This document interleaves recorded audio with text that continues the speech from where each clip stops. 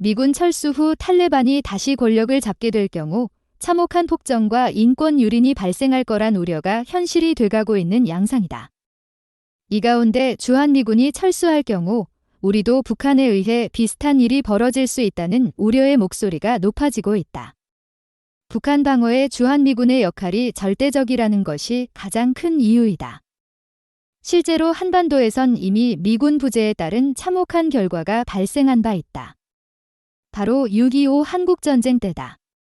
1950년 6월 25일 북한의 기습적 남침으로 시작된 한국전쟁은 미군 철수에 관한 스탈린과 김일성의 오판으로 시작됐다 해도 과언이 아니다. 1950년 1월 당시 미국의 국무부 장관인 에치스는 태평양 지역의 공산화를 막기 위한 극동 방위선을 발표했다. 에치스는 라인이라고 불린 지역 방위선 안에 한반도와 대만을 포함시키지 않았다. 에치스는 라인이란 태평양 지역에 공산화된 중국이나 소련이 불법 침략 의지를 보인다면 미국이 우선적으로 확보하고 양보하지 않겠다는 전략적 중요거점을 표시한 방위선이다.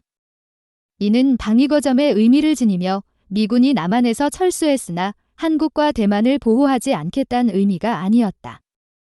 그런데 김일성의 해석은 달랐다.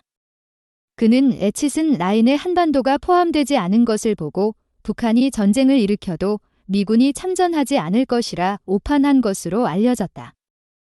결국 미군 철수와 직결된 에치슨 라인 선언은 북한의 남침을 촉발시킨 계기가 된 셈이다. 한국전쟁 당시 최대 32만 5천 명까지 증가했던 국내 주둔 주한미군 병력은 지난 2006년 이후 2만 8,500명 수준으로 유지되고 있다. 유사시엔 미국 본토에서 수십 배에 달하는 증원 병력이 한반도로 출격한다. 실제로 북한 김정은 정권과 탈레반 정권이 공포정치, 사상전, 게릴라 전술 등 다방면에서 유사점이 많다는 분석도 나왔다.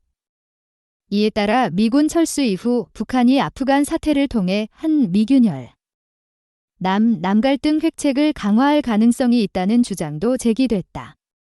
한 외교 전문가는 아프간 사태가 한미동맹과 한반도 안보 정세에 미칠 영향을 분석해 철저히 대비해야 한다고 조언했다. 한편 지난 15일 아프가니스탄 외교부 당국자는 아프가니스탄 정부가 반군 탈레반의 사실상 항복 수순을 밟음에 따라 우리 정부도 현지 대사관 잠정 폐쇄를 결정했다고 밝혔다.